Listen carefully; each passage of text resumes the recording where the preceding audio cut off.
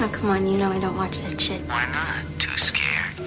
No, it's just what's the point? They're all the same. Some stupid killer stalking some big-breasted girl who can't act, who's always running up the stairs when she should be going out the front door. It's insulting. Are you alone in the house? Randy, that's so unoriginal. I'm disappointed in you. Maybe that's because I'm not Randy.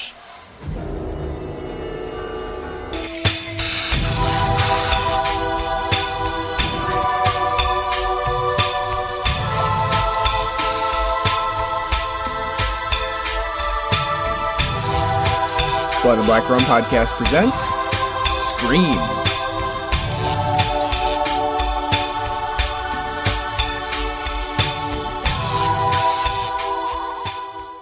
Hey guys, welcome back to the Blood and Black Rum Podcast. I'm Ryan from Cultsploitation.com, and I'm joined with my co-host Martin. How's it going? And we are back with another slasher 90s month, except this time we're not doing any particular slasher film. We're doing the 90s slasher film, the one that stands out to most viewers. Candyman. Well, that's a good one. That's Candyman is a good film. It's underrated. It is certainly. I think it's more well represented now that two new releases came out for it. Not just one, but two. Scream Factory and Arrow Video did I guess they did like a contribution to it, where they both sort of did parts of their releases, and then they released their own separate versions of it. Oh, how nice of them! Yeah. So there's two different Blu-rays out, and I think it's been more well received lately. But no, we're not talking about Candyman. I know you did last summer. No, actually, we already did that one, and remember, we didn't have great things to say about it after checking it out. All these years later. It's been 2 years, so I don't remember. We, if you remember correctly, when we did the 90s Slasher Month, and this was, I know, ago, I do remember. Urban Legend was our favorite. Yeah. Yeah, which is surprising to me. I didn't expect that, but Urban Legend was our favorite of the 90s Slasher films that we did.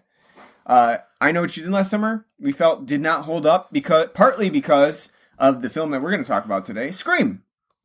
I Know What You Did Last Summer felt like too much of a reiteration of Scream. And then also, it certainly just did not have the elements that made, the meta elements that make Scream satisfying. And then it also just didn't have the interesting elements that made all the other 90s slasher films better than I Know What You Did Last Summer. Who would have thought a film with Sarah Michelle Gellar and Jennifer Love Hewitt and Ryan Philippe and Freddie Prinze got beat by a Tara Reid film? No, that's true, but I think that's like the dream, that is true. The dream team of mid to late 90s films, right there. It's true. Jennifer Love Hewitt, I will definitely take any day over Neve Campbell, but that's a different argument, I think. Oh, good. More Neve for me. But yeah, we're talking about Scream today, and we're actually going to be doing the full franchise, Scream 1 through 4. Throughout the next few weeks, it's probably going to take us, a month and a half or so?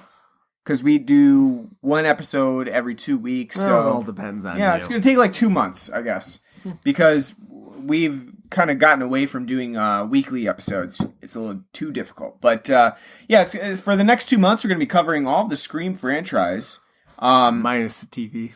Minus the TV show. Yeah, that is true. The TV show I did check out. I've seen, I think it's 2 seasons, and I've seen both of those seasons, and just not. I mean, you knew it had to be bad. Yeah, early to mid 2010s MTV. Yeah. Are they producing anything now that's not crap reality TV? It really has not much. It doesn't have much to do with the Scream franchise as a whole, and it's. It does try to work those meta aspects in, but it just doesn't succeed. I was going to say, it's probably the death nail in Wes Craven when that got greenlit. That's when he just, rode off into the night. You know what? And I think season 2, I think he was alive for season 2 as well. And then at that point, after season 2 ended and they did that really ridiculous, there was a post-season Halloween episode that was just awful. After that, I think he slowly passed away after, so But yeah, we're not doing the seasons, but we are going to do 1 through 4. If you've listened to this show before, I think we've probably talked about how we're, we've been influenced by Scream and how we do love the film and the series in its own ways. Certainly, we don't love Scream 3 like we love Scream 1, as we'll talk about, but almost all of the films in some way have their redeeming qualities that we have come to love over the course of, 20 years as we've... Yeah. Yeah, it's been 20 years. Yeah. No, 25. Yeah, 25 years. That's pretty crazy to think about, but yeah, it's been that long since... 95 is when Scream came out, right? 1996, yeah. So about 23 years. Yeah, about 23 years. So it's, it's been a long time since I've seen Scream, I will say. I think I watched it like maybe a few years ago, 3 or 4 years ago during Halloween. So it's been a while since I've actually sat down and watched it in full and actually thought about it. So like when I watch it sometimes it's sort of a nice way to get away from, because I do a lot of reviews and I review a lot of films that I've never seen before. A lot of films that like there's a reason why you've never seen them before. And so it's kind of nice sometimes to get away from watching a film that you don't really love so much. And it's nice to just watch a movie that you know really well and that you're comfortable with and you're just kind of like zoning out to. And you're like, yeah, it's on screen. Well, and you're also the type of person that doesn't like to rewatch things, so. Yeah, I don't rewatch things a whole lot. Yeah. I will say that I probably seen Scream like 5 or 6 times, I want to say. And that's a lot for me. I don't tend to rewatch movies too often, but if you're getting up to like the 6, 7, 8 times that you've seen something, for me, that's like a lot of rewatches. That's like a movie that I really enjoyed. I would say Halloween is like way up there, like in the double digits. And then Scream is on a lower end, but it's actually been so long since I watched it that I didn't remember a lot of the nuance to the film that actually occurs within it. It's been a couple of years for me. Yeah. There is one Scream film I watch almost yearly. Not going to say which one. Okay. Are you saving that for a particular episode? So it's not Scream 1. No, it's not Scream 1. Yeah. But I do watch. I've seen this film probably about 10 or 11 times. I frequent watching films over and over again, especially ones that I really like. If I find them to be enjoyable, I know what I'm getting out of them, and so I like to rewatch them. It's not more that I don't like watching new things, but if I'm like, hey, I want to watch something, instead of trying to figure out like, oh, what do I want to try? Go back to something old and reliable. Mm-hmm. So Scream has been one of the reliable films for you. And especially for slasher films. Outside of Scream, probably the couple of the Scream films and like Halloween are probably my 2 most watched slasher films by far. Okay. When it comes to slashers. So when we talk about slashers, and we've done quite a few on the show, we've done some for pretty much every era. We've done a few 70s slasher films. 80s, 90s. Like we did Black Christmas. We've done 80s films. We did New Year's Evil. Silent Night, Deadly Night. Yeah. My Bloody Valentine. We've done quite a few of those, and a lot of them are kind of themed around holidays. But so we've done a bunch of those. We did 90s Slasher Month.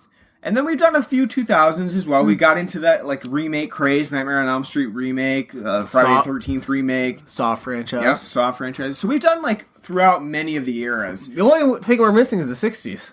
That's true. We haven't done like Peeping Tom or anything like that. Or Psycho or, Yeah. It'd be something to think about as we move forward. But so for you, would you say that Scream would be like one of your more preferred slasher films than some of the other films from maybe like the 80s that a lot of people think of as like the epitome of slasher? Yeah, for me, being a young lad of like 6 years old in this film, 7 years old when this came out, yes.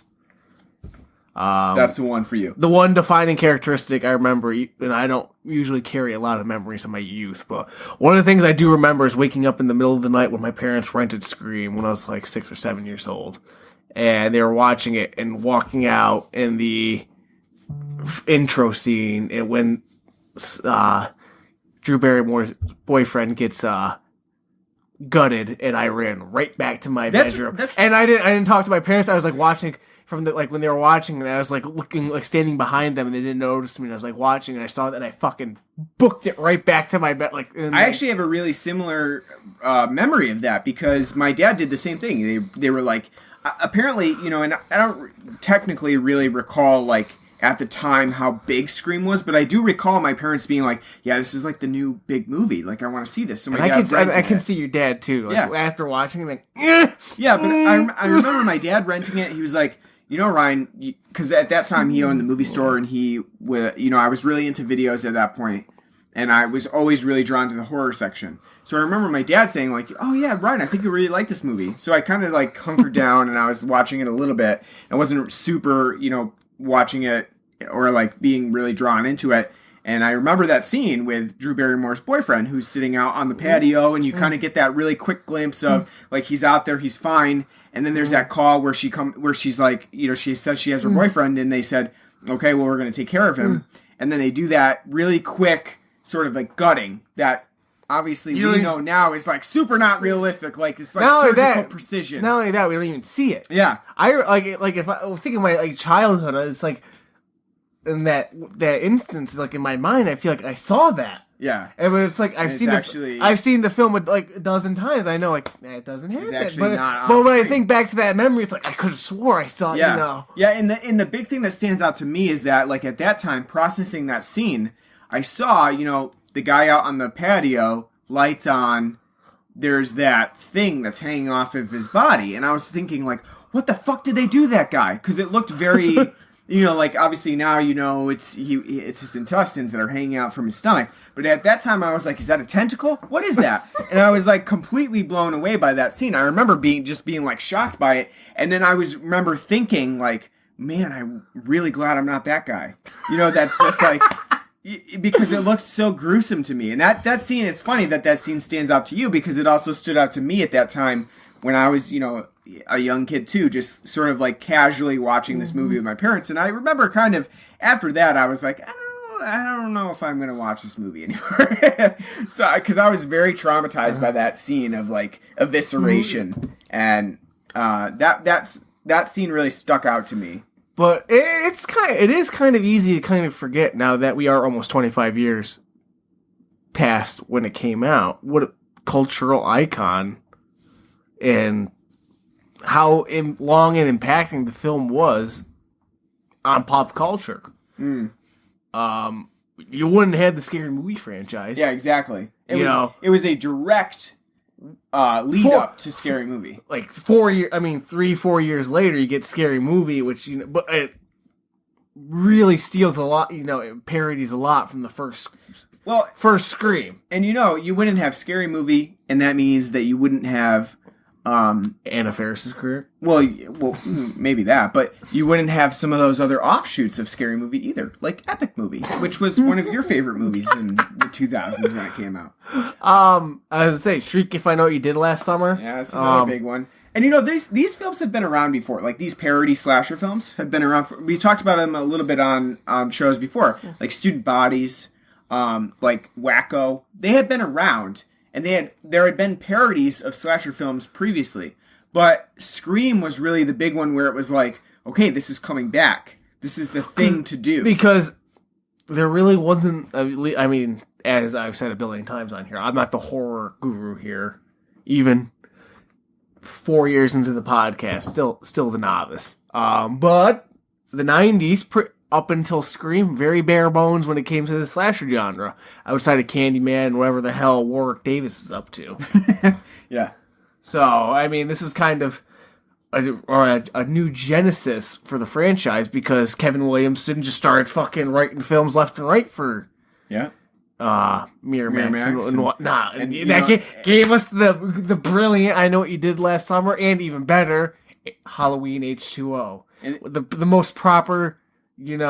send up to a franchise ever for its 20th anniversary. And this was really Wes Craven, too, following up on some of his own ideas with New Nightmare, which I would say it was a popular film, but it didn't blow anybody away at the time. And I think that was in 93, maybe? Yeah, I think And so he was following up on some of his own ideas of meta commentary, and I would even argue, before we really get into the film itself, that the new Nightmare is a lot more meta than Scream is. But at a certain point, you get to be too meta where your general audience is like, wait, what are you talking about? And so I think that Scream had a better balance of layman's terms, people who knew what they were talking about for horror. Well, at the same time, if you're like in Nightmare on Elm Street 7, who are you making it's super meta. Who are you making the film for? Yeah, it's true, too. Nightmare on Elm Street fans. You're not... I mean, I'm sure Wes and, Miramax are trying to bring in a new audience at that point, but at the same time, who you bring in, No, you're right. I totally agree. New Nightmare is a lot more meta than Scream is. In fact, after watching it this time and kind of, like, focusing more on, like, certain details, this Scream is not that meta. Yeah. Like, compared to what comes out today... It's really, like, low-key meta. It's got references... But those references really don't guide the film. They're not something that you as the audience member need to be cued into. If you don't get any of the references, if you don't even get the Halloween references, if you don't even notice that Billy Loomis's last name is Loomis from Halloween, you will not be missing any part of the plot whatsoever. It's just not, it's not integral to what you're watching. Like, and again, especially compared to like the media of the past decade where everything's been super meta. Yeah. Especially in the horror franchise. The expectation now, as we saw in, like, Endgame and some of the other films, is that you have to have those little meta touches, or you have to have constant reference and Easter eggs to other wink, parts. Wink, wink, nudge, nudge. Yeah. Otherwise, you're missing out on a key audience. Whereas, at this point in 1996, I don't know that Scream was really at that point where they could say, like, let's put in really obscure references. Well, as I told you, too, like when Jamie Kennedy's screaming, like, everything follows prom night. It's like, who the fuck in 1996 is like, prom night? Yeah, I would guarantee, and it's kind of interesting to think about, too, and we didn't really, we obviously lived through this period, but we didn't, we weren't at a prime in that period. To understand it. Yeah, exactly. I don't remember really a time where there wasn't an IMDb where you're like, what was the movie they referenced? What was the town that dreaded sundown? Let me look it up on IMDb. At that point in 1996, you were thinking about prom night. You were like, prom night. I might have heard of it. And at that, obviously there would be some people who would know it, but there would be other people, general audience members, who were like, that went right over their head. Giant misstep, before we talk about the film, giant misstep about the whole meta references. The fact that Woodsboro is supposed to be this sleepy little California farm town. There's no Hills Have Eyes reference. True. With the fact that you see plenty of, like, mountainous vineyard-style hills in the background. No, like, whether I'm from the hills that have eyes in Woodsboro, And that was, that's a Wes Craven film. That's what I'm saying. Why would he miss that reference? Yeah. It's interesting, that they didn't even bother to go that route. Yeah. Well, cut that right out. Again, that might be a very, at that time, an obscure. True. Because again, how many people, the remake hadn't been out, and Yeah. All right, before we get into anything else, let's take a break real quick. We do have an ad for one of our, one of our friends, podcasters that you should definitely check out. So give us 1 second. It's not an ad. It's a promotion. It's a promotion. That's right. Right. Ad sounds like we're getting paid to do it. No, that's true. It's not. We're promoting. It's a promotion. We like to promote other people. So if and I guess this is a good plug as well. If you do have a promotion that you would like featured on the show, just write to us at bloodandblackrumpodcast@gmail.com or visit us on Twitter or Facebook. Let us know, and we'll certainly throw it into the show. I have no problems with doing that. So here we go. Hey there, listeners. Are you tired of the same old boring podcast that talks about the most up-to-date trending topics, celebrity news, our day-to-day life experiences, sports, politics, and the world around us? Or you just can't even find one at all? Well, look no further. Real AKA Truth is a biracial podcast with three guys who speak nothing but the real truth on today's society and out of. With new episodes published every Saturday, you can join them each week, my friends, as all podcast apps and formats. Just search Real AKA Truth or go to Anchor. Check those guys out. Yeah. Real AKA Truth. Our way, and we also will write a script. We don't really have one, but we'll write a script for you guys. From the heart. That's true too. Again, we're not getting paid to do these. We're not getting paid to put service. We do it podcast. We do it because we care. Because we believe in it. That's true. That's true. Do you think I do that pretty well? It's. You don't know how to sell. How to sell? I know how to sell. Upsell them. I feel like I sold that. Upsell them that. And told that we need to cut down on our intros. Let's talk about the beer. A few days ago. 6-pack, because I was really interested in it. Native to California, so completely opposite coast from us. California, are they? San Francisco, LA. It's in sure which San it is. To be honest with you. Are you sure Lagunitas is not Spanish for winter? I don't know which San it is, but I think I don't want to go with Francisco, and I don't want to San Jose. Honestly, I really don't know where it's where their headquarters is, but quite a bit from them. Yeah, I've had quite a few. Their regular IPA, their little something. Yeah, goes a. We get they pretty, especially in bars too. We get them like at Project 29. Lagunitas Super Cluster IPA. And funny thing is, I almost bought it. I saw it there, and I'm like, that's new. I might want to try it. You know what? It's gonna be colder than a week. So I was like, I'll just hunker down with good old fashioned Miller. These breweries now are really going for like these galaxy style themes for their IPAs. That's right. I guess. Right. So Lagunitas, it just stuck out to me. I don't even know if that it's available in 12. And what this is a very strong, very fruity, and very juicy. I don't know that they're really calling it an Imperial IPA. I would say it's just like a double NIPA. I'm a big fan of this beer, and I think it's really incredibly juicy. Alcohol punch to it as well, and I was a big fan of it. I've already had. I try different beers all the time, but this one has really stood out as one of my favorites of the recent period. I know you're kind of out. We get it. You're out on the NIPAs. Stop it. Thank you. I mean, I understand business-wise why it's like, oh, this is a popular thing. We're all gonna fucking trend, follow the trend. Not everybody needs to fucking do it. Do something different. Here's the problem, though. Because it's like, after a while, it's like, if I had, this one first, oh, that's great. And then I had, maybe, one that I had first, like Sam Adams NIPA first. Oh, it's not so good.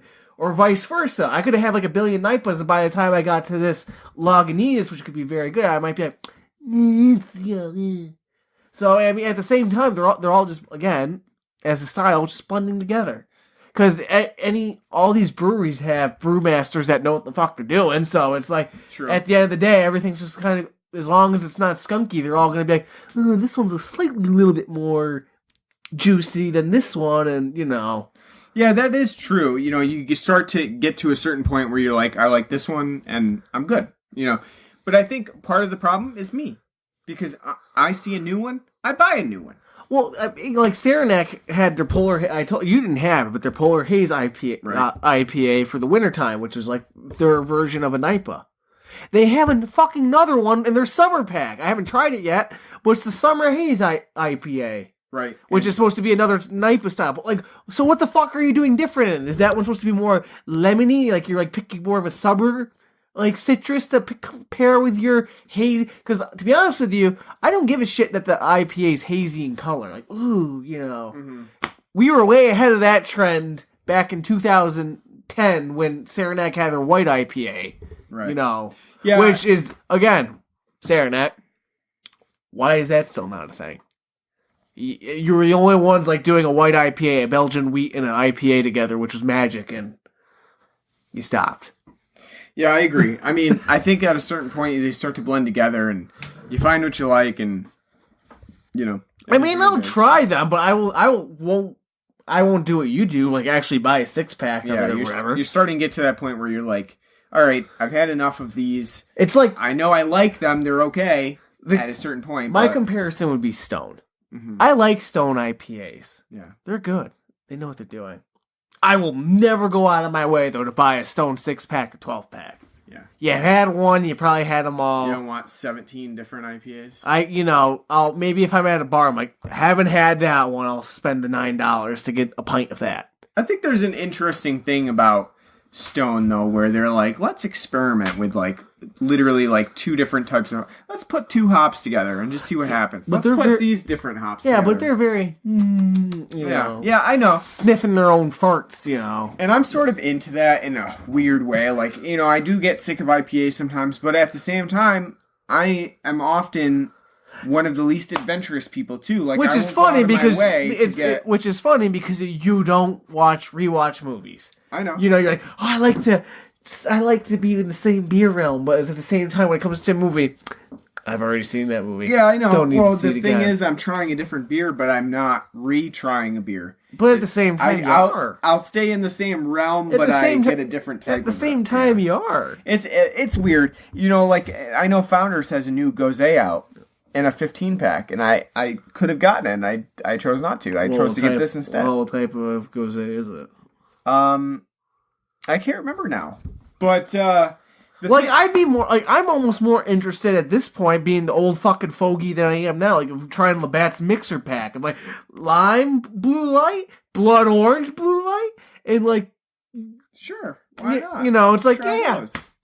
You know, I want to try your blood orange shandy mix blue. It's probably not that great, but that's something different compared to everyone being like, ooh, you know, same thing. Like, I feel like the next fruit beer craze is Currants.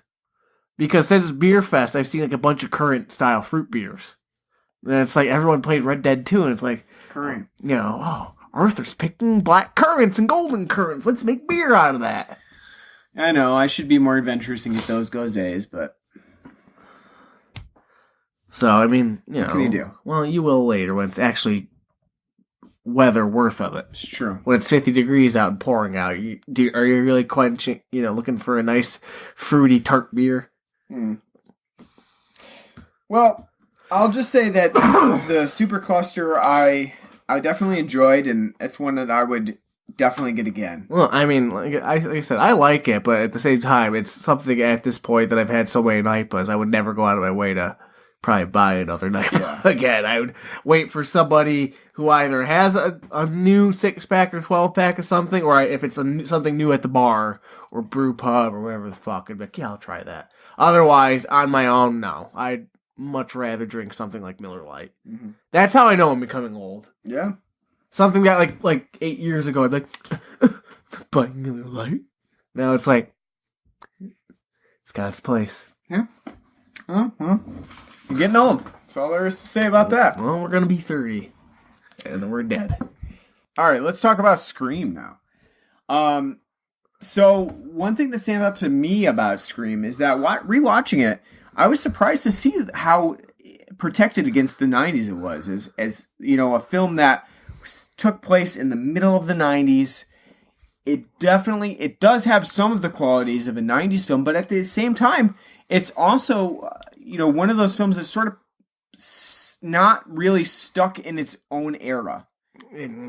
Well, you know, when I say that, I mean, you're not, for the most part, the soundtrack is not, you know, 90s grunge driven. Okay. There's some of it, but there's not. See, you're right, but see, soundtracks aren't, I mean, a lot of the 90s films have those super, like, we got punk pop ska playing, you know, Mighty Boss Stones, you know, exactly, type music, Tonic, you know, good stuff that I love, but no, it's doesn't have that. They show restraint in that, but they do have the Enya score. Yeah. You know, which is one of the most early 90s ambient music you could get to, next to Gregorian chant and John Tish. That is true. But their outfits, the way they talk, is fucking mid-90s. The way their hair is coiffed and all that, peak mid-90s. Like that, it hits me so much in the nostalgia feels. All I could see is like when all this that would be needed to make this even more 90s is when Billy and Sid finally have sex. That it's set to Oasis, like Champagne Supernova. A Champagne Supernova. Because people forget, Oasis 1995 and 1996, inescapable. Yeah. You know. What's the story, Morning Glory? You know, big. You know, when Billy's going away to prison, they could have had playing like Wonderwall. Today. But you want to know why they don't have that? It's called restraint. Yeah. You want to know why there's restraint? Because you actually have a credible filmmaker making this film, and Wes Craven. Wes Craven, you can see, and he hasn't really, in most of his films, he never really succumbed to that sort of stylistic, I need to fit with the times. Let's say, just because Kevin Williamson wrote the script doesn't mean, it was hijacked into a super 90s film. Wes Craven still, especially at this point, very veteran and seasoned. And being somebody from like a literary background that he is, he's always had a little bit more, even within the horror genre, taste and tactfulness. Yeah, and this one, you do get a couple of those 90s scenes, but more so their diegetic sound where it's like they're worked into what normal people would be listening to at that time. Would there be grunge music on the radio? Probably.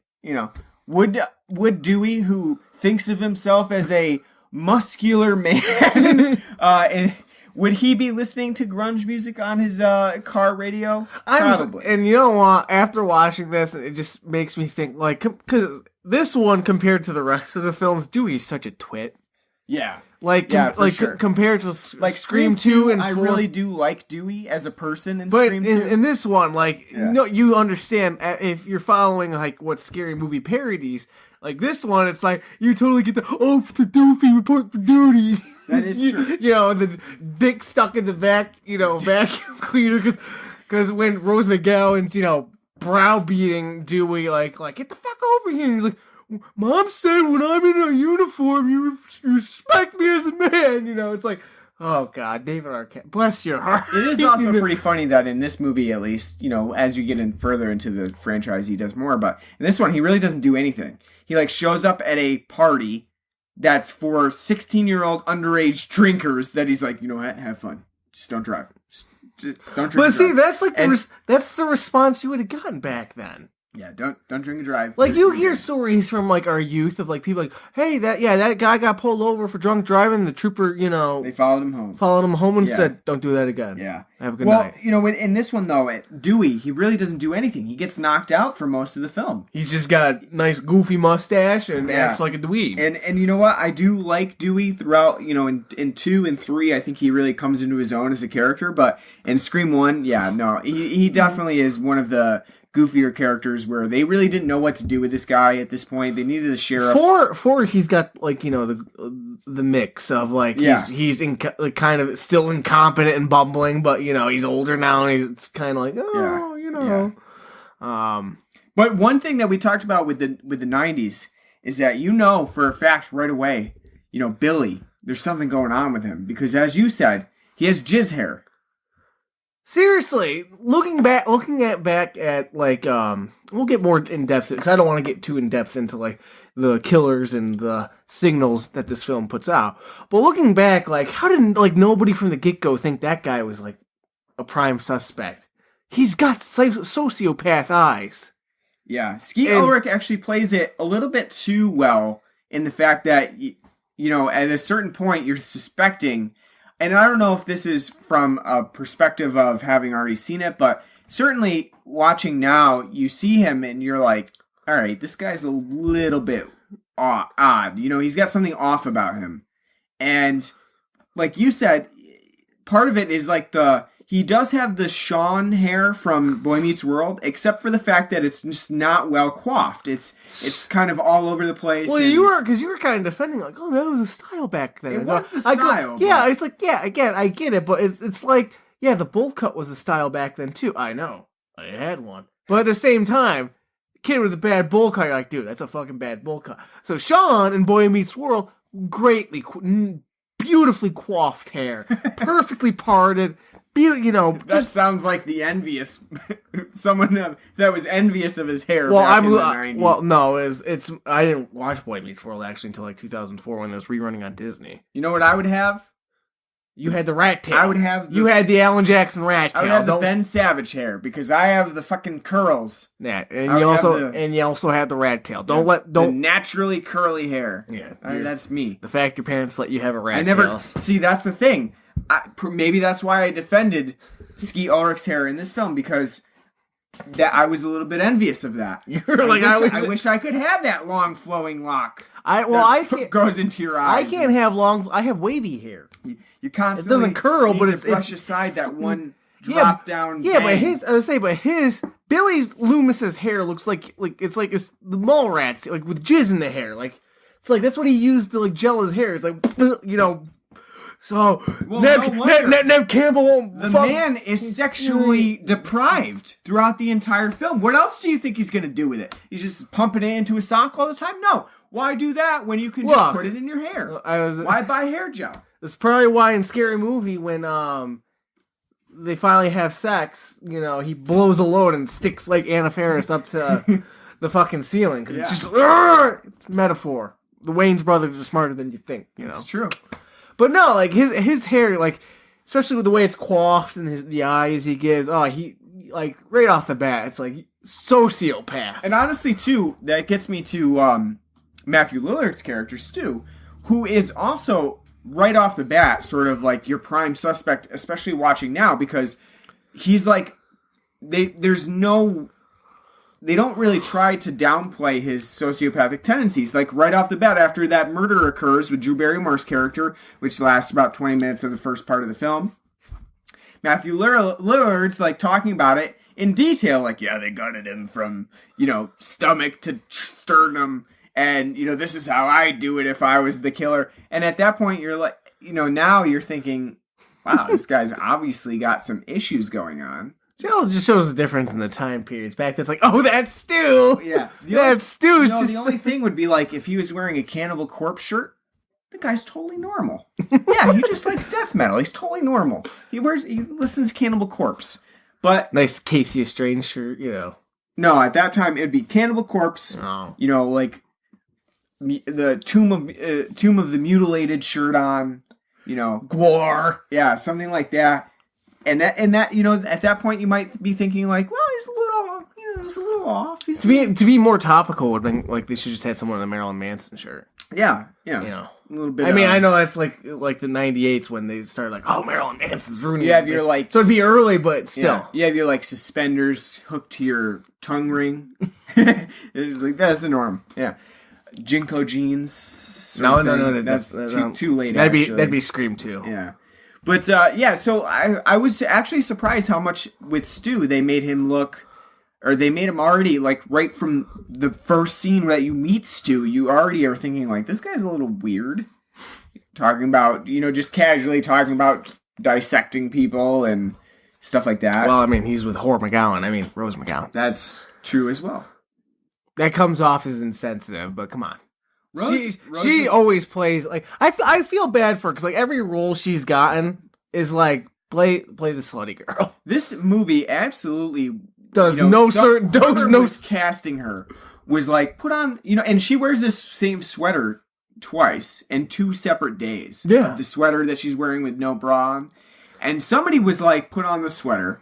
She put it on and she was like it's a little bit itchy. Mm-hmm. Like. Yeah, that's the point, because it's itching against your nipples and causing them to get nice and erect for us. No, see, and that's what they were looking for. Not only that, too, again, I feel bad for her, because it's like every film in the 90s, they told her, yeah, it's great, can you take your bra off? Yeah. You have to, And not only that, but it was braless. Like, you're expected to be, you're the slutty friend, for sure.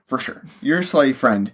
And, you're going to be the friend to the person who's, like, sort of a virgin, not really sure if she's, if it's the right time for her. Like, because, like, she would have been perfect in American Pie if it wasn't by the time that came out in 99 that she was already, like, Yeah, too old for that role. Yeah. Well, not too, I wouldn't say too old. I'd say, like, she's already been, like, she's famous. Because American Pie was made on a low budget, so it's all made with, Yeah, I think, Like, in, what's her name? She's in Orange is the New Black now. Curly haired. She plays Nikki in American Pie. Like if that was a couple of years earlier, that could have been her. Uh-huh. And they're like, oh, I already hit, Right. Natasha. Which yeah. Which is funny because Tara Reid's in that film is like, oh, I never hit, never done it before, and like, it's like it's, looking back, that's funny. Yeah, but so you got Rose McGowan. She's playing total. Even though that this film is really like reserved in its, especially for a slasher film, it's really reserved in its nudity and its, sexuality. You don't see any. You don't get anything, which is really surprising. And you don't even get in Halloween, because there's a whole scene where they're showing Halloween on TV, and they're talking about the nubile young co-ed who's going to show her tits. And they don't even show that. And it's that makes sense. If you're not going to have boobs in the film, you're not going to do it like, oh, here's the boobs in the film that that they're watching. Some people get away with that, But I don't think that, I think they, especially during the 90s where things were a lot stricter. If Endgame came out in 96 and they had dropped those like 6 shit bombs, R. And that's what blows my mind. It's the fact that, it's like, that's allowed today? That's still PG-13? You can just say shit as much as you want? Yeah. Wasn't there a South Park episode where they tried to get away with seeing how many times they could say shit, and it was like 168 times, uncensored? Point aside. Anywho, but no, like, Rose McGowan's here. Like, she's the other part that, like, she should have been also in I Know What You Did Last Summer to really make that 90s dream team, Yeah. Super. Because she's in all these films, but she's here to play the promiscuous friend.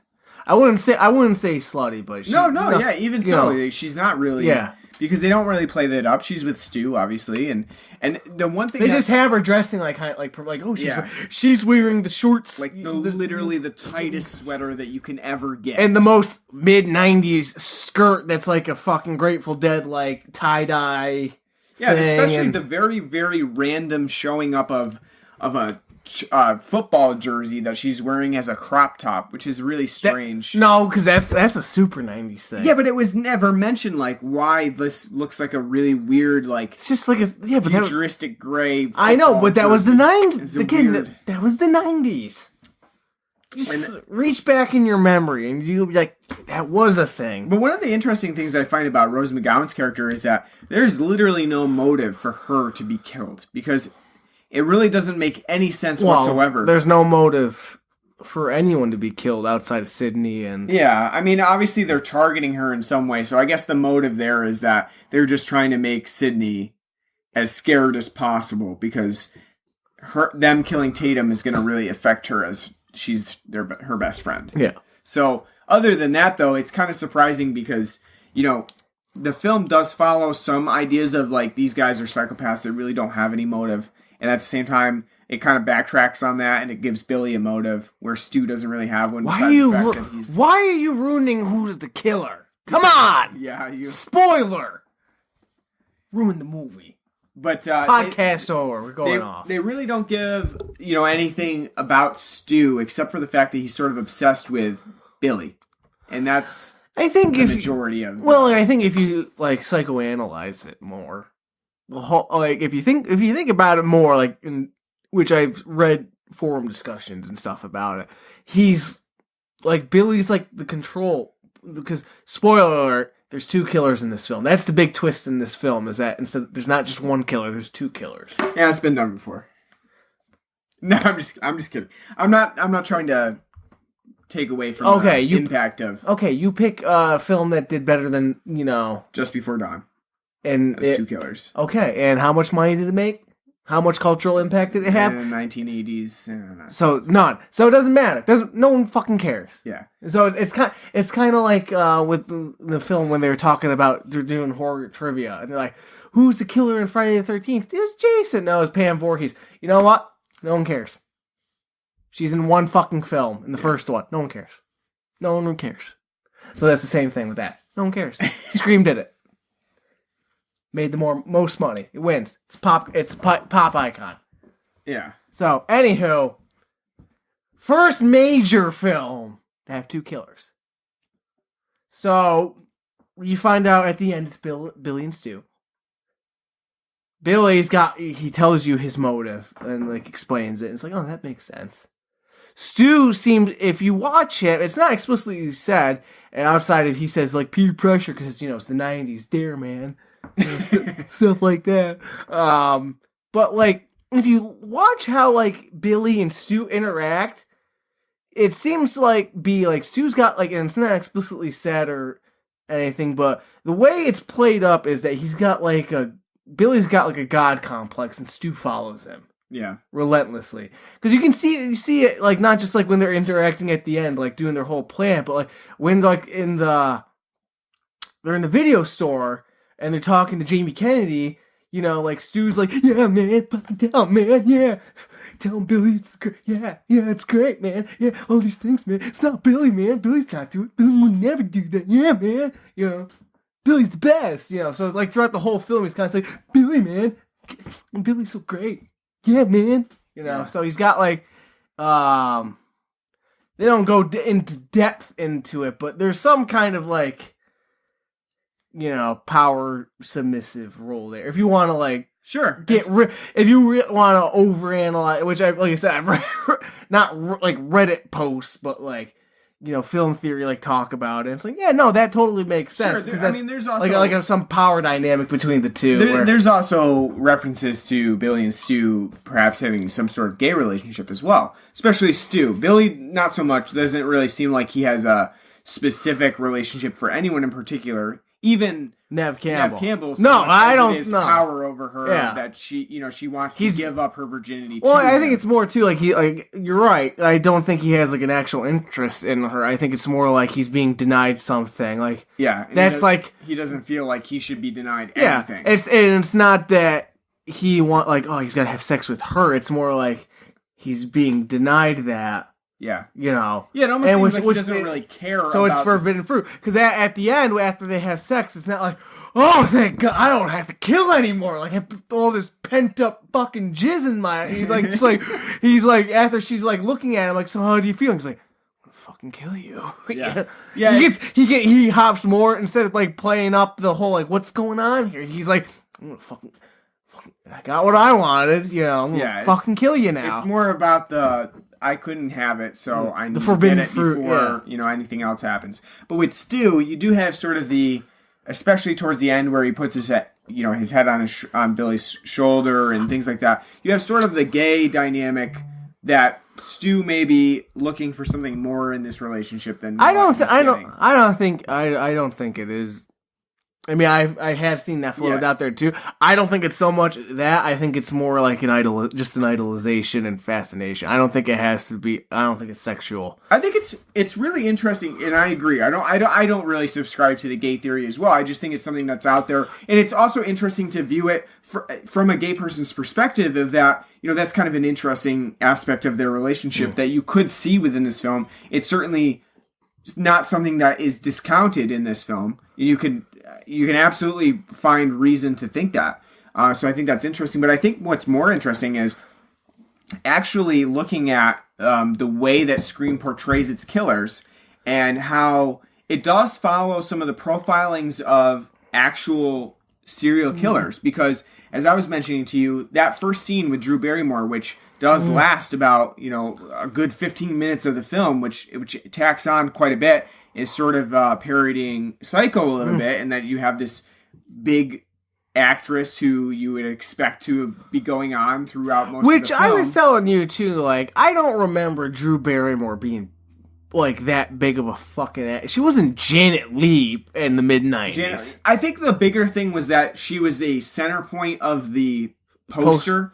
So you have her featured. I mean, like, I get that, but at the same time, it's like, all I can think of off the top of my head, like, I know her films after Scream. Sure. The only films I can think of off the top of my head that I've seen before Scream is, like, Babes in Toyland and fucking E.T. And Firestarter. Never saw I it. offered. Yeah. And stuff like, But after that, she's in a lot, she's in a lot more films after that. And, like, at least that stick with my mind. But granted, that's because after I'm a little bit older in the late 90s, so I can remember things better, I think the reversal was just that she's on the poster.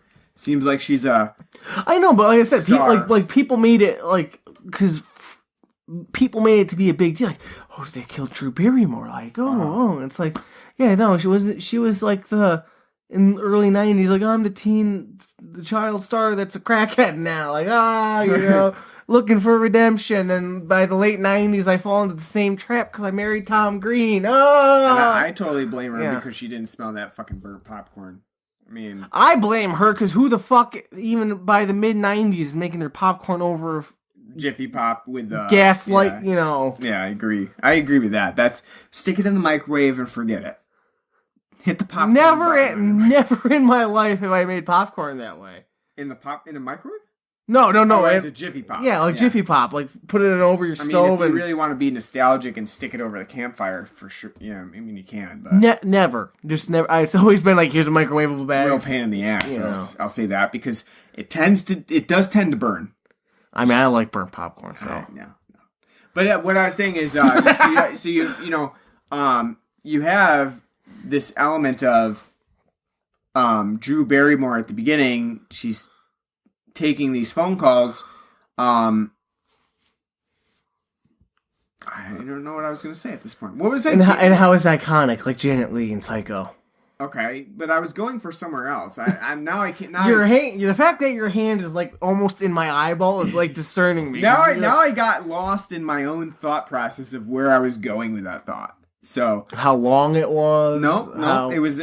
I even got to that point. Oh, her murder. You were saying how her murder. Yes, her body. That's right. The profiling of the killers. That's right. That's right. So I was saying, at the beginning of the film, that ballsy murder of killing her on the front porch as her parents are home in the house is a really.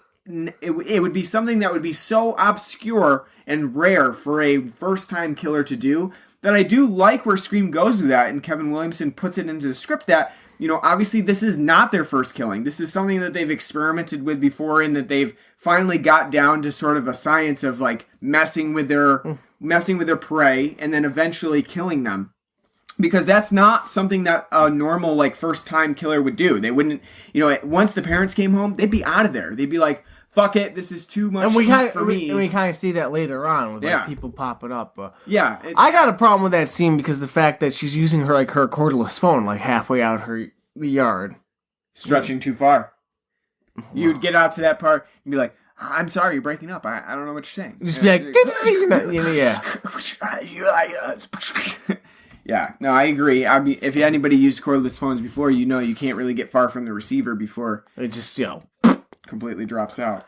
But I do like that whole scene, and what I like more about Scream is that it doesn't treat its killer like a faceless killer that knows what it's doing and is sort of machine-like in its roboticness, like Michael Myers. Michael Myers is completely robotic. The fact that he's quipping, it's kind of like, it's kind of like Freddy, like, 'cause he's asking trivia and, like, having jokes. Asking trivia, but he's also super doofy throughout the entire film. If you watch Ghostface particularly... I was going to say, after you find out that it's Billy and Stu, and it's like, and it makes it seem like Stu's the one that's been mainly doing the killing. It's like, yeah, that makes sense, because he's a fucking clumsy oaf going... I do like that, because, like, if you watch Scary Movie, they really play up the fact that he's, like, completely clumsy.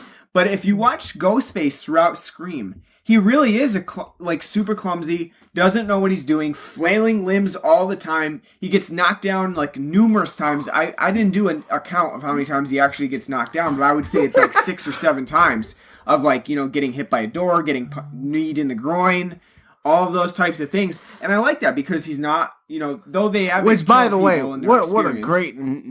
Drew Barrymore fucking bleeding out, been stabbed like 3 times and somehow musters up like the fucking Kenshiro from Fist of the North Star, like knee to the groin. Yeah. How is she? I was like wondering, like, how are you able to lift your knee up? You were just stabbed in the side of the neck, Yeah. But I like that about Ghostface in this film, that he's really not your typical killer that's just like constantly focused on a deed and that's all he does. And he doesn't really make mistakes. Ghostface makes a ton of mistakes, and that makes sense for a 16-year-old killer. And I think that we came to the conclusion that most of the time Stu is the one that's doing the actual murdering. It almost... and stabby stabs. No, I can't remember because I've read discussions too about it because people, again, have seen it more than I have and you have combined and have really broken down the film bit by bit to figure out these things. Yeah. I can't remember, and I've read topics about like people reading like, who killed this person when and so on, and why that would make sense due to continuity, etc., etc. But from just watching it from this time, it seems like Stu would be the one doing like, I feel like almost all the killing. Because if you go back on the whole like power dynamic thing, it seems like something that like Billy just probably would not be bothered with until it came to Sydney. Like, Sydney, that would be the one he's got to fucking kill.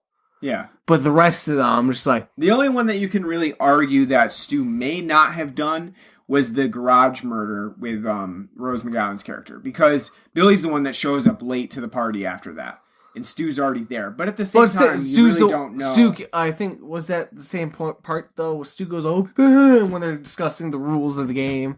Yeah, and you really don't... I mean, I would say that in most scenarios in this film, Billy doesn't make sense to be the killer because he is the mastermind. He's not going to want to get his hands dirty. Well, he's obviously got cops kind of investigating him and stuff like that. I think it makes sense that Stu is the one, especially with the whole how off kilter Ghostface is through most of it, and just very sort of the same sort of dynamics that Stu has throughout in animations. I think it's mostly Stu doing all these murders.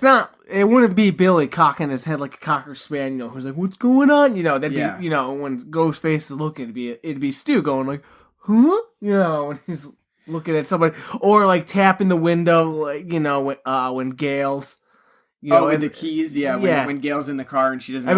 Not Gail, Sydney, but like that'd be something like Stu would do, not like Billy. Because again, if you like.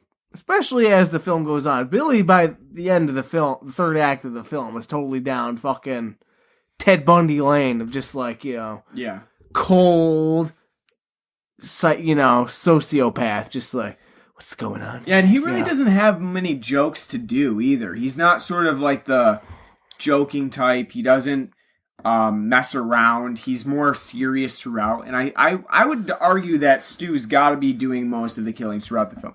If there's anything that Billy may do, he may help in some ways to like make sure that, because obviously some of the things have to be done in quick succession, especially like when Henry Winkler with his character, the principal, is in his office and they're knocking on the door. That's it's almost like impossible for them to both be for only one of them to be doing that. So I think that Billy may help out, but for the most part, he's the one taking the calls. It does sound like Skeet Ulrich's voice in the voice recorder that's changing his voice, and so I would argue that Stu's got to be doing. He's committed most of the murders, almost all of them. The one thing that really does stand out though is that Nev Campbell's character. Sydney's mother is raped and murdered. The rape is sort of a standout because we've never really seen the sexual frustration of that so much in their killings. But I think it has to do though with the fact that with Billy, because you find out at the end that Sydney's mom was the village bike and a whore. Slept with everybody in town. And that she slept with Billy's father, and that's what ruined the marriage. That he might have taken that tension out on her before the murder to be like, how's this feel? You bitch. We don't get the details throughout the franchise. We don't get the details or anything about it, but that's what we're divulged in this film. So my theory is that Billy did that one, and Stu did the rest. Billy actually did the rape and murder of Sydney's mother, and that was like his sole one because that would have been his most prominent, personal encounter. And then Stu did the rest of them. And Stu, I think I think Stu probably found something out about it, or watched or something, and saw something, and then they teamed up. But no, you're right. That would be because again, if we go off the whole Stu killed, the idea that Stu probably killed most of them. Again, at the end, it seems like Billy wants to make sure at the end he's the one that kills Sydney and her father at the end to kind of tie it all together. Yeah. So those are the ones that he gets to take and kill, and Stu gets to kill the rest of the ones that are just for shits and giggles, I guess. Yeah. One thing we didn't talk about is Gail as a character. We didn't talk about Courtney Cox. Courtney Cox here. At the time, Courtney Cox Arquette. Yeah.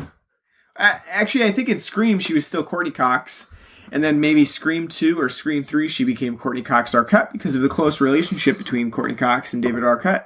Because they were married. Yeah. Well, the close relationship during the filming that led to their marriage. God, what an odd couple, isn't that? It is an odd couple. When you think about it, Yeah. it's just because...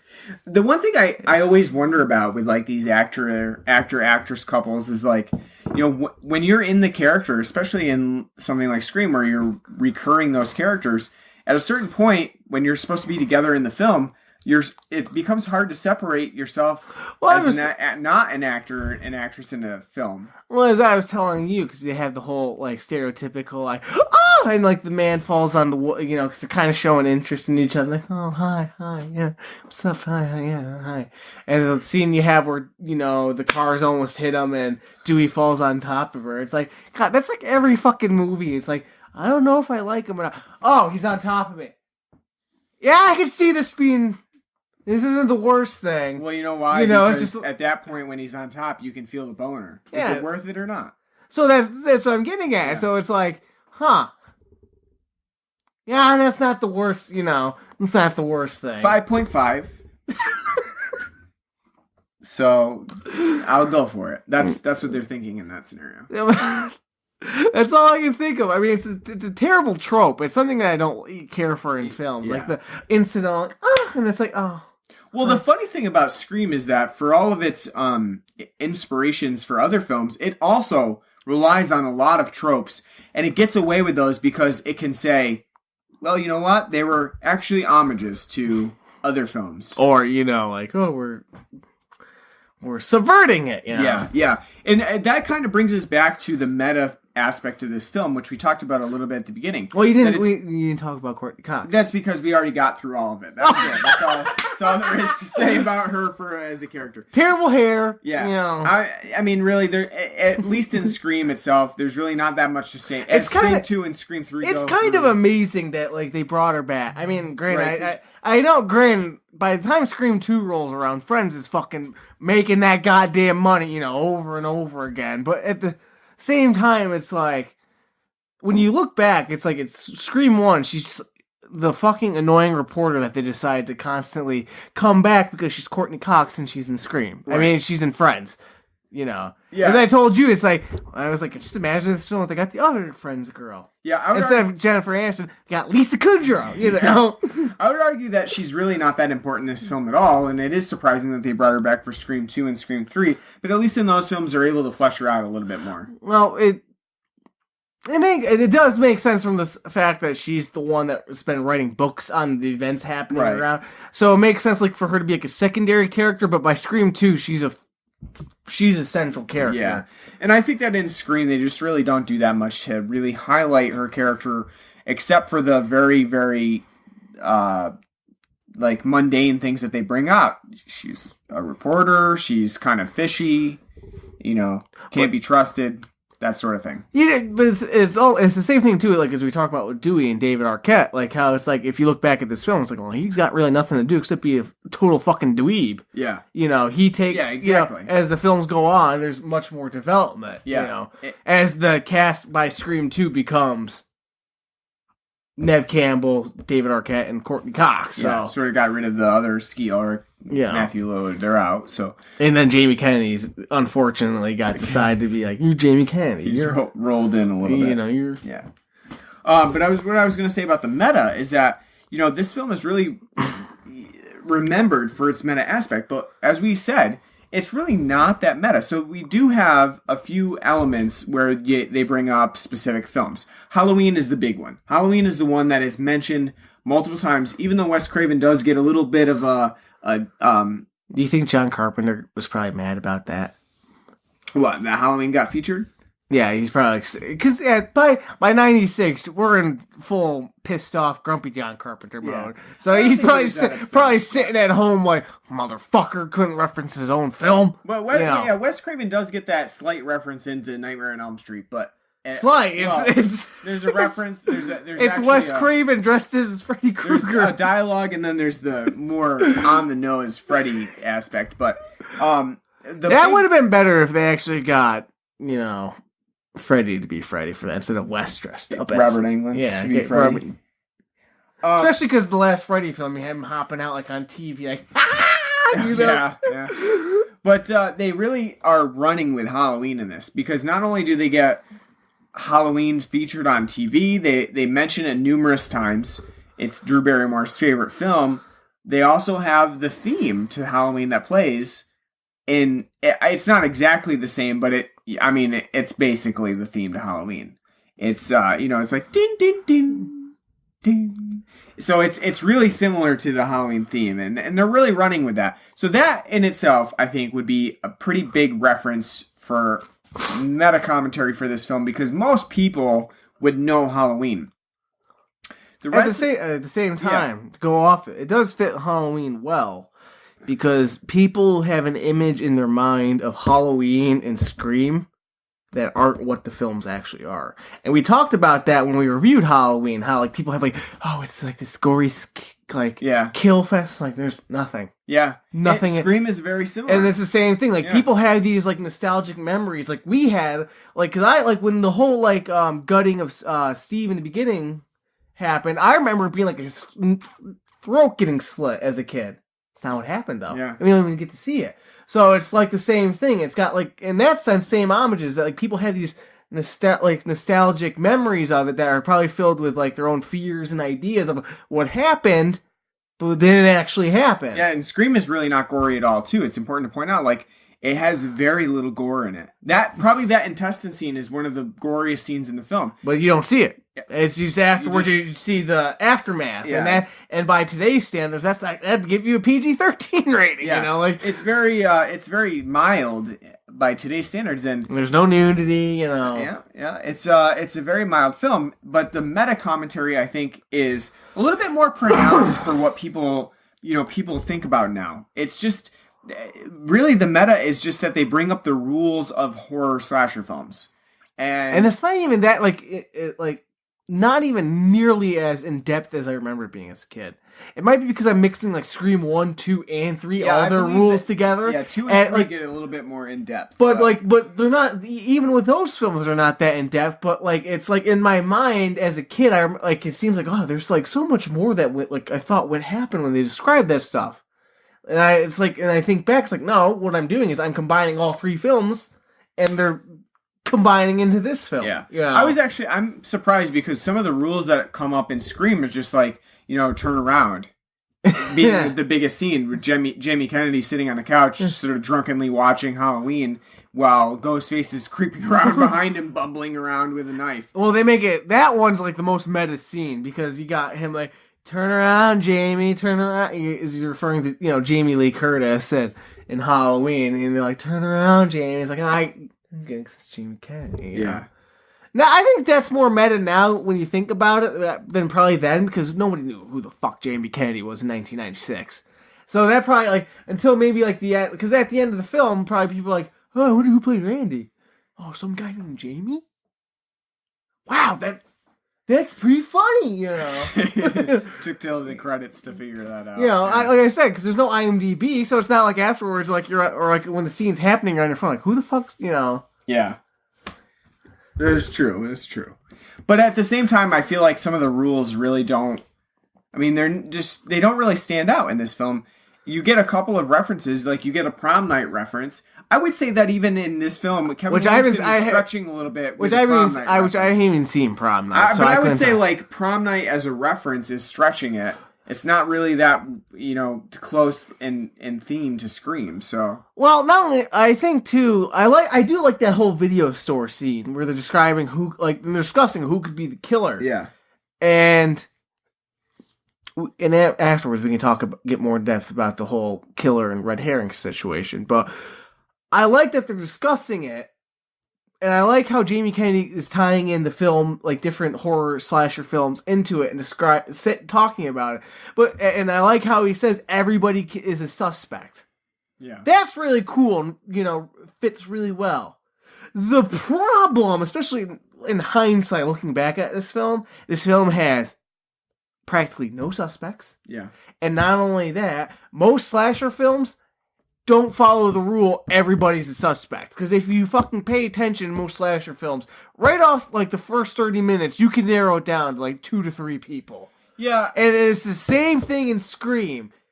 off the bat, out of like the 4 people they give you who could be suspects, which are Billy, Stu, Randy, Jamie Kennedy's character, and Sydney's dad. Yeah, there's literally when you like pay attention to this film, there's no way it's Jamie Kennedy, and there's no way that it's Sydney's dad. Yeah, because we've never seen this guy besides the one time that he shows up at her door, knocking on it, like bedroom. Yeah, explains it all. Yeah.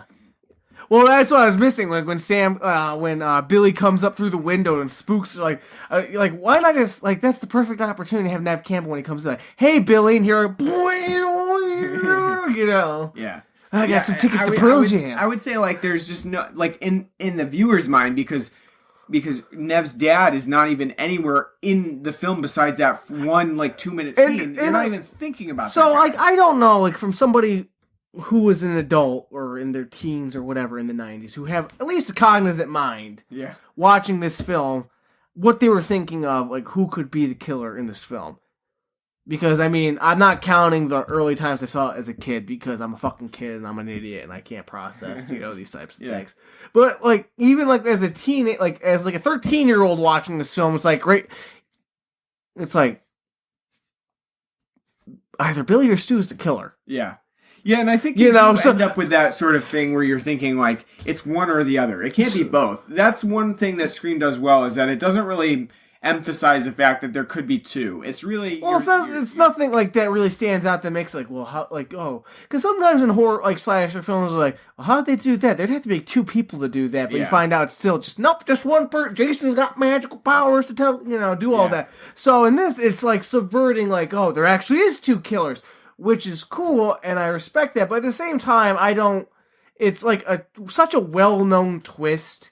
By the time, like, I'm 13 years old and able to kind of, like, process and, like, think of these types of things, I don't really give a damn, because it's like, oh, Yeah. You already knew it. Yeah. You already knew. It's already been spoiled. I believe that is probably one of the problems, is that us watching it now, I don't know if there was ever really a time when I was watching Scream where I didn't know. No, that is Billy and Stu. Yeah, exactly. So but at the same time, it is hard. Even watching it, like, if I was like to think about it, like, I've never seen this film before, and I'm watching it for the first time, I may not pick up on there's actually 2 killers. But at the same time, there's no way in my head, no matter how many times I watch this film, that there's any way I would ever pick up on, oh, it's Sydney's dad, or it's fucking Jamie Kennedy. It'd be like, it's either Billy or Stu. And I think the fact that there's not enough explored between the whole cast of characters in this film, that's one of the weak points, is because the red herrings aren't even close to being red herrings. They're just... And that's something you even point out in the film, like when you have Jamie Kennedy pointing out, like, no, that... It's not Sydney's dad. That's a goddamn red herring, Mm. The film's telling you. Jamie Kennedy's telling you that, what's supposed to happen. Yeah.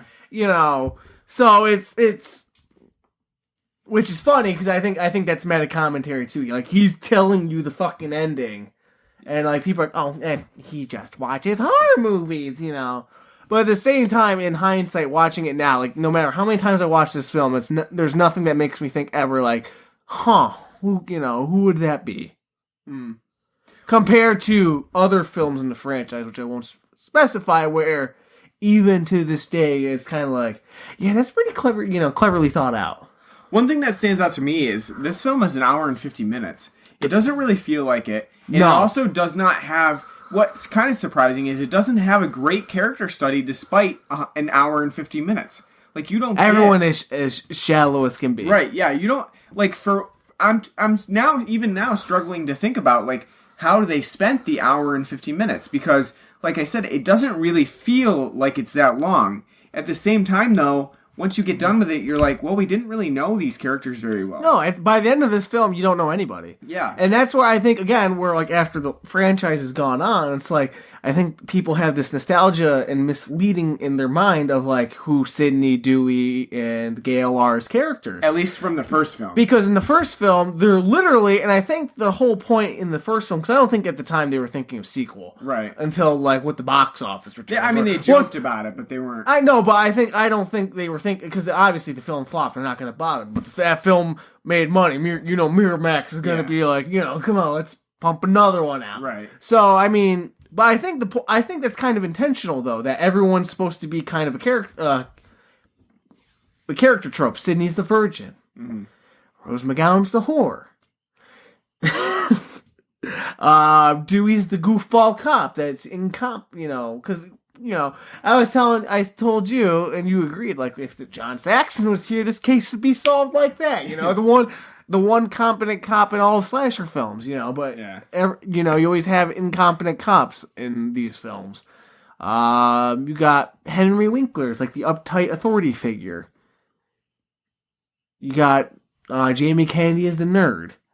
Except this time it's a 90s form because he watches movies and so he works at a video store. And, so they all have very, like, shallow, just niche tropes that fit the slasher genre. Because for the most part, they always have just very shallow characters. It is just surprising, though, how long they spend in this movie. And you kind of think back on it and you're like, what do they spend it on? And I guess they spend it on chase sequences that, sort of are suspenseful. And like I said, Drew Barrymore's scene at the beginning of the film is really like a 15 to 20 minute scene of talking on the phone, suspenseful moments. I'm not knocking it. I do think that the scenes are still suspenseful and the way that they're played up with the phone calls. I still think it's a great opening. It is a great opening. It's a long-winded opening, but it's a great one. But I'm just struggling now to think about, like, at an hour and 50 minutes, what did I witness that, like, took up that much amount of time? I think that's not always a bad thing. I mean, if you're struggling to figure out why the film didn't feel as long as it actually was, then they did something right, because they made sure that you, as a viewer, were engaged in that film throughout the entire thing. But at the same time, I'm trying to think back and say, like, yeah, all of these moments added up to something concrete, and I really can't, because I think that part of it is, they really applied the stereotypes on purpose. At the same time, is that really a good use of your time to have just stereotypes? I think, at Scream 2 and 3, they really get more into the characters that you come to know with Gale and Dewey, you're forgetting 4 too. I'm not forgetting 4. Stop forgetting 4. I'm not forgetting 4, but I'm not including it in the trilogy so much because I think that 2 and 3 are really the areas where you get Gale and Dewey, and then 4 is more like, hey, we want to bring them back because it's it's kind of fun and nostalgic. So that's why I'm leaving 4 out from that. The series of 3 that I really believe to be where they built up most of the characters. 4 is more where they kind of jump off from that, and it's almost like sort of remake territory where they're that's the theme of 4 and so that's why I'm kind of leaving that out. But I think that, like, it is surprising that you don't get that much character study in 1. But I think that also lends itself to 2 and 3, which we'll obviously talk about in the next shows, where you do get more character out of those people when you see them in action in those 2 films. So, interesting. What did you think of the Kevin Smith cameo? The guy? You mean the cameraman? Kenny the cameraman? The fat tub of lard cameraman for Gale Weathers. I like Kenny the cameraman. I told you, like, I asked him, like, I know, like, Kevin Smith is working, like, doing, like, films for Miramax at the time. Like, he's done Clerks and Chasing Amy's about to come out. Clerks shows up in this film, so as a VHS tape. But yeah, like, so he's, like, he did Clerks and he's doing Chasing Amy. Mallrats wasn't produced by Miramax. But it's like, man, like, he looked like, it's kind of like someone said, like, hey, Wes, get somebody to look like Kevin Smith in this. He's a cross between Kevin Smith and Danny McBride, as I said when we were watching it. I like Kenny. I think that he puts up with a lot of Gale shit, and he seems happy to do it. He just is really, like, into being a cameraman who's breaking news. I just love the fact that Top Story, is, That's all it's called, is Top Story. It's like this MTV style, which we don't even really get to see, like, what the show's like, but it's like... Did she say her audience is 11 to 24? She said her peak audience. That's not a demo! That's not a demo! What kind of news broadcast has an 11-year-old age group? Yeah, I'll tell you, Kurt Loder and MTV News. Not 11. That's what we're missing from today. Is Kurt Loder? 11-year-old in 1996 was watching the news religiously. Don't you miss MTV? They're watching All That. Fat Cap, Jack Campbell, They're watching All That with Lori Beth Denberg with Vital Information instead. But no, like that's what. Don't you miss like MTV News and that like? I gotta say, I never really watched MTV News. It wasn't like an actual news show. It'd be like in between commercial breaks. Yeah, you have just like a quick snippet. I'm Kurt Loder. Here's some MTV News. That's what we're missing. That's what Top Story was. Except she just covers basically like serial killers and. All I could think of when they were saying like Gail Weathers' Top Story is like Daria, like Sick Sad World. Gail Weathers' Top Story would be like getting pile drived by an 8-inch dick because she's got a porn star name.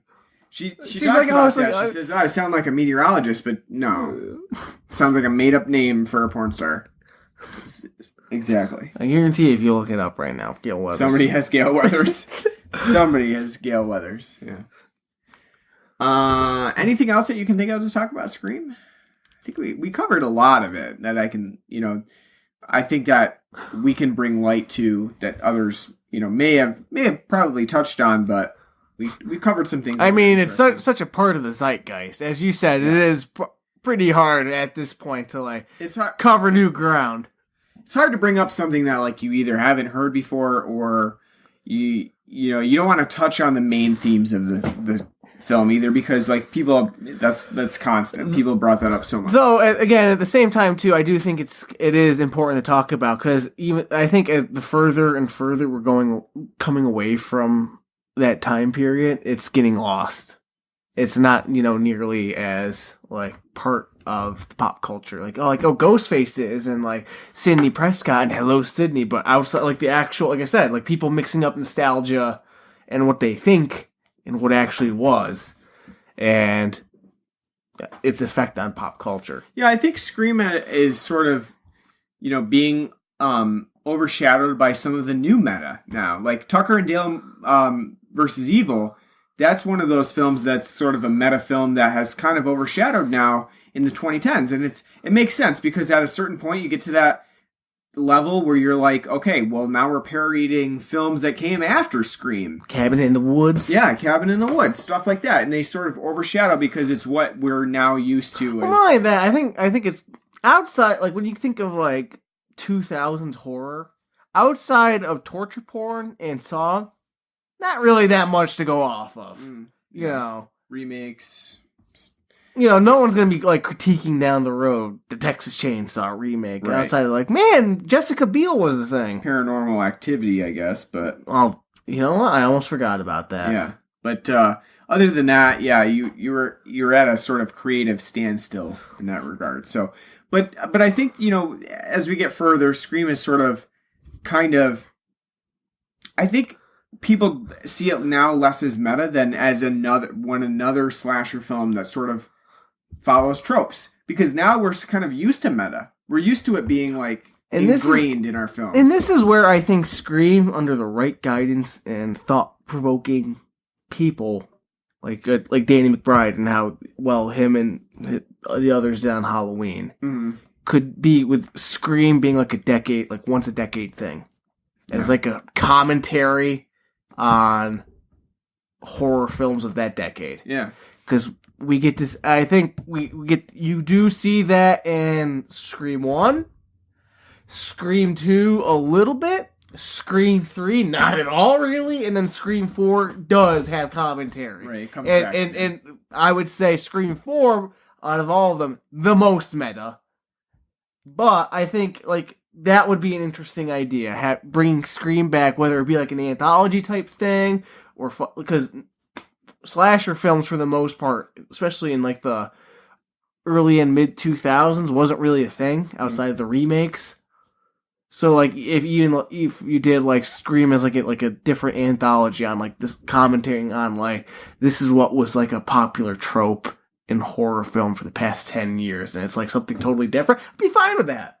Wes Craven's dead now, so he doesn't have to follow the same formula and tradition. Yeah. Or you can just have Jordan Peele do, Twilight Zone style episodes. It definitely is hard to, continue to do a Scream like that where you're constantly circumventing like, things. In 10 years, it's going to be like Nev Campbell is like almost 60 years old parading about. So, yeah. Is that what you know? Yeah, you start to get to a point where Scream 4 actually did a really good job of circumventing certain tropes again. But you can't keep doing that every installment. There's a certain point where you're like, we circumvented the circumvented trope that we had in the last one. And that basically, what does that mean? That means that you went back to the regular trope. So you do sort of run out of that sort of ability to navigate around tropes. Well, I was going to say, at the same time, it's if you're right, because if it's like, oh, we didn't do that, we subverted it. And if you have to be the one to be like, we subverted it, and it's not the audience going like, they subverted it, then right. Did you really, do it, You can't, like, do everything, and you can't have a very, very normal slasher ending, and then be like, yeah, you thought we were going to do something crazy, but we didn't. But the audience is just thinking that was just a generic slasher film. It doesn't work like that. And so, yeah, you have to have the audience's reaction being like, wow, that was something really different that I didn't expect from this, rather than the filmmaker saying, yeah, we did this because of we wanted to subvert your expectations. So, yeah, it's a fine line, and we certainly have gotten a lot of films that try to do that. Some of them are successful, some of them are not. I think Scream was, at the time, very successful in doing that. I think now some people revisiting it may be like, this doesn't really seem that groundbreaking. Well, at the same time, it's like, again, we talked about it when we did like Night of the Living Dead. It's kind of hard now, like almost 60 years, 55 years after the fact, being like, how is that, Again, we both love it. It's like, oh, it's such a great film. But at the same time, it's like, you show that to somebody now in this super hyper-violent, media era, they're going to be like, why were people fucking scared of this film? And we brought up a good point, too, of that, like, if you inherently know what happens in Scream before you watch it, you're already looking for things. And we may, even at our age, we may never have seen Scream not exactly knowing what happened at the end of the film. I can't say that I did. So it really changes our perspective of the film. Just like if, we were to say, like, somebody else go back and watch The Sixth Sense now, and not knowing. God, that's a great one. Thinking back, because I was old enough at the time, like 10 years old at the time, to be like, what? Exactly, yeah. To be able to process that. No, you're right. I think though. Again, I think the fact though, but by the time we kind of came of age to know about it, it was still popular enough, and being parodied to death and part of popular culture, to where even though we knew the ending, we could process like the impact and all that it had. But no, you're right. We won't, like I said, that's why I find it interesting, because looking at people who probably saw that film in theaters for the first time, and when it comes to who's the killer, and it's like, again, being too young to be able to process it, when I, like the first couple of times I saw it, being kind of like, how do you not know it's this, so-and-so? Yeah. There's not really that, you can't relive it again. You can't go back and just, forget everything that you knew about it. And, like, again, we weren't old enough to talk to people who, I wasn't going to be asking my parents at 6-year-old, like, Mom, like, how'd you react when it was Billy and Stu, It is interesting how those things change over time, and you really can't relive those experiences. Yeah. They happened at one specific time, and that's it. But again, like I said, we're old enough to know the importance it has on the pop culture zeitgeist, and the influence it's had on slasher films and meta, and basically that and New Nightmare kind of creating a more meta sense. Even though, as we've talked about before, slasher films always have, especially when they start running out of ideas and go from being serious to more kind of funny, they always kind of have tongue-in-cheek. This one's not so much as tongue-in-cheek, it's more like, we're making references, Yeah. But All right, so out of 10, let's see, out of 10 CRT TVs, Oof. what would you? What up? Oh, you know what's? We didn't really comment on all the kills. Yeah, we didn't, but we did say that It's not gory. Yeah, they're not, particularly gory. I mean, you're right because you're saying 10 CRT TVs. Yeah, you're not bringing up the how Stu dies with his head getting crushed by that fucking 24-inch TV. That's true. That's true. If my 60-inch TV fell on me now, it would be no big deal. Like, oh no, let me pick it back up. 10 pounds. Yeah. 24-inch TV back then, that'll kill you. Yeah. It certainly will. Very back heavy too. Yeah, I mean front heavy. The glass, all that glass in the front. Yeah, for sure. You ever had to lift up like a 38-inch CRT? Yeah, those things are fucking heavy. Yeah. Not fun. So you're right. Out of 10 CRT TVs, I'll give Scream an 8.5. I still think it holds up very well to this day. It's definitely the cream of the crop of 90s slasher films. Wes Craven was fantastic as a director. He knows what to get out of his actors. He knows where to guide stories. I think everybody in this film plays their parts very well. I think Neve Campbell's great. I've always had a big crush on Neve Campbell. I always think everything she acts in too is she always does a fantastic job. Drew Barrymore in the opening, she does a great job as being like a believable lead, but at the same time, especially now that we know the twist that she's actually killed off, she does play like a good intro girl to being killed. David Arquette, I love. As he's always been somebody that I've always kind of had a soft spot for as the goofy cornball that he is, but he's pretty lovable in his goofiness in this as a total dweeb.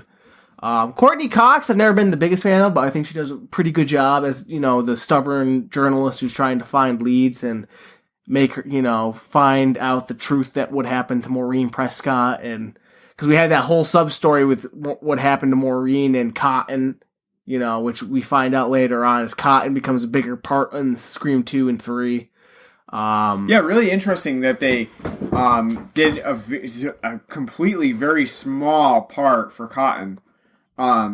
Just that Sydney's the one that fingered him to kill and rape, Yeah, it's such a small role that eventually blossoms into something a bigger part. Yeah. So, all tying, and that's something I think Scream does very well as a trilogy, as we talked about. By the time Scream 3, though, the faults that we'll talk about, and same thing with Scream 2, the faults that they have as films, they do at the end tie themselves all, up in a nice little bow.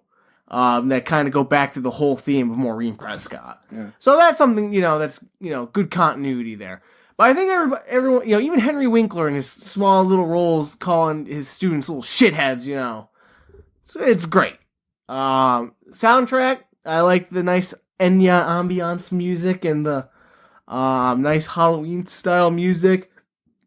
I think it's a good plot. I think it's well paced. It definitely does not feel like it's an hour and 50 minutes long.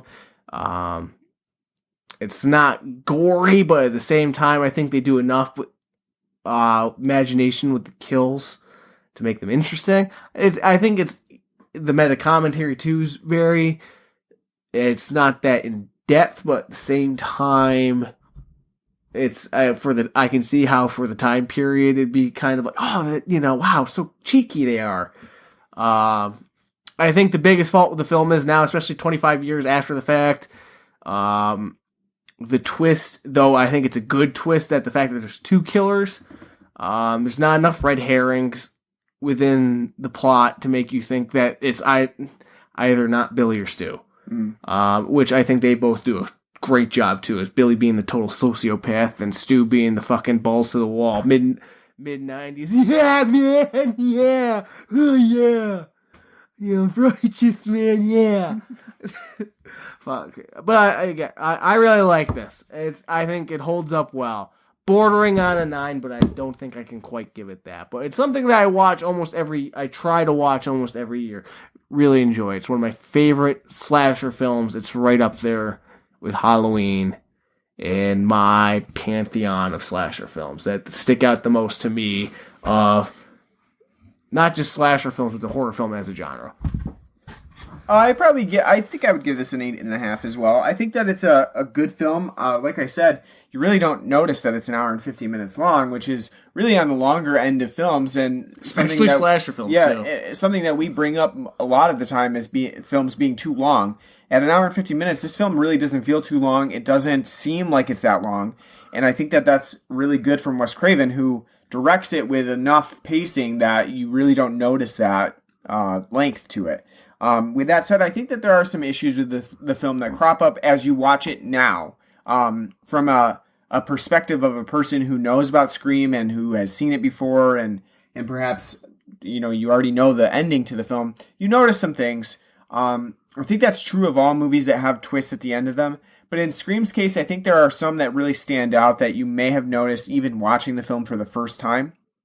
Especially being that Billy and Stu really do stand out as the characters that make the most sense for being either, if you're not thinking there's two killers, you're at least thinking that they're one of them could be the killer.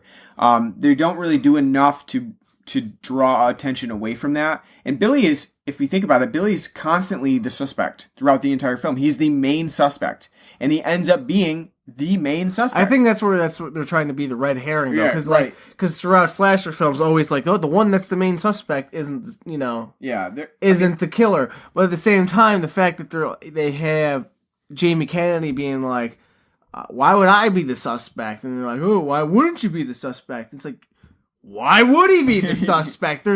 We just see him being the one explaining the rules to a horror movie. Yeah. I know they're trying to play this, especially at the end. They don't really talk about that much except until the end, and they kind of talk about more as the franchise goes on of it being like a movie, just because he's explained the rules to a horror movie, and at the end, like, oh, it's not my movie, this isn't going to be like this, It doesn't really make any sense. I just think that the sole focus on Billy as a whole is a little problematic because it really puts your entire attention on Billy as a character who could have committed these murders, and it's too much focus, I think. But other than that, I think they do a good job of that. I think the kills are they're good, they're creative, and they also factor in the that the killer himself is not that great at doing killing. He's still, somewhat inexperienced. He's not a machine. He doesn't know how to do things, in a way that Michael Myers would do them or Jason would do them. And sorry to interrupt again, but to go off that, because we didn't talk about the end when we find out it's Billy and Stu, and then how they're going to make it try to look like that's Sydney's dad, and you got them stabbing each other at the end. That's fucking great. Because they're so fucking psycho. Like, come on, man, fucking stab me again, and then they're stabbing, Billy stabs Stu, then Stu stabs Billy, and then Billy stabs Stu a couple of times. Like, stop it, man! I think I'm dying. I'm bleeding too much, Yeah, I feel woozy.